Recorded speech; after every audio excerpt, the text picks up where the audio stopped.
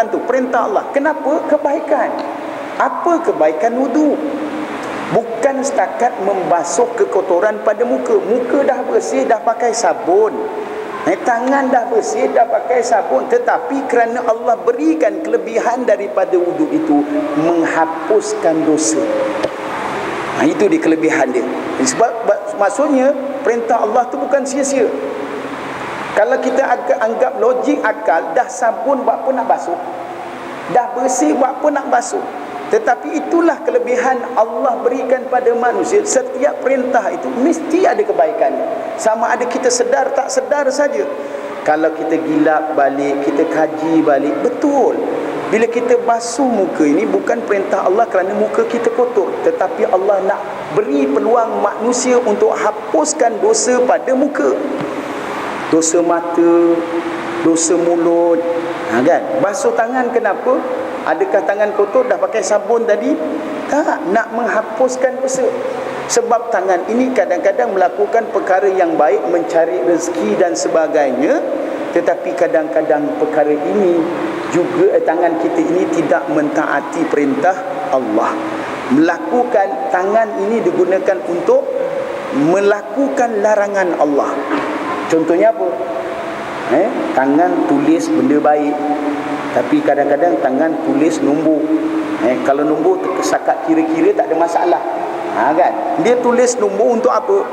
Untuk ada peluang kemenangan dan sebagainya. Judilah kita katakan. Tangan itu untuk kebaikan, tangan tu juga buat benda yang tak baik. Tapi alhamdulillah, orang Johor sekarang ni alhamdulillah, dia tak beli nombor ekor lagi dah. Kurang. Pergi kedai nombor ekor lalu-lalu pun dah tak ramai lah. Dah tak ramai dah. Alhamdulillah, tak ramai. Tapi dia tak beli sekarang ni, dia kirim je.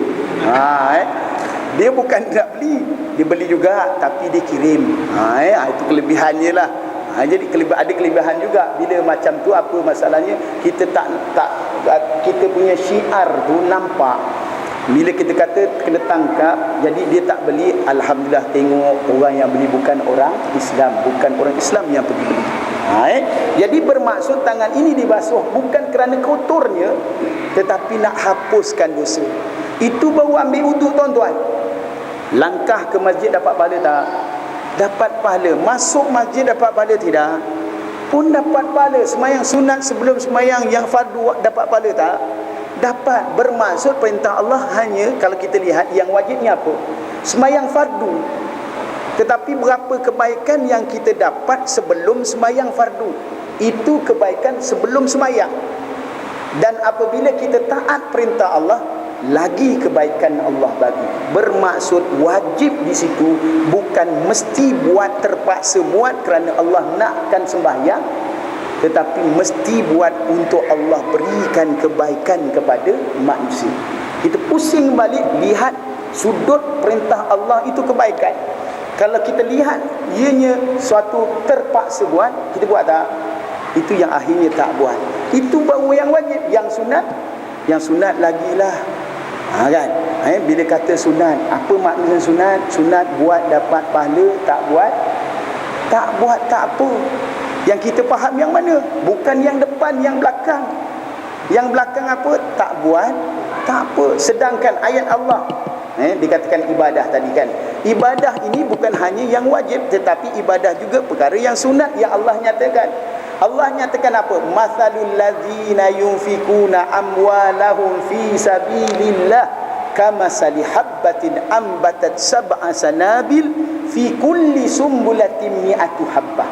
Perumpamaan orang yang membelajarkan hartanya pada jalan Allah di dalam Al-Quran dinyatakan adalah seumpama menanam sebiji benih, tumbuh 7 tangkai. Dari sebiji tumbuh 7. Seolah-olah masuk sebiji dapat 7.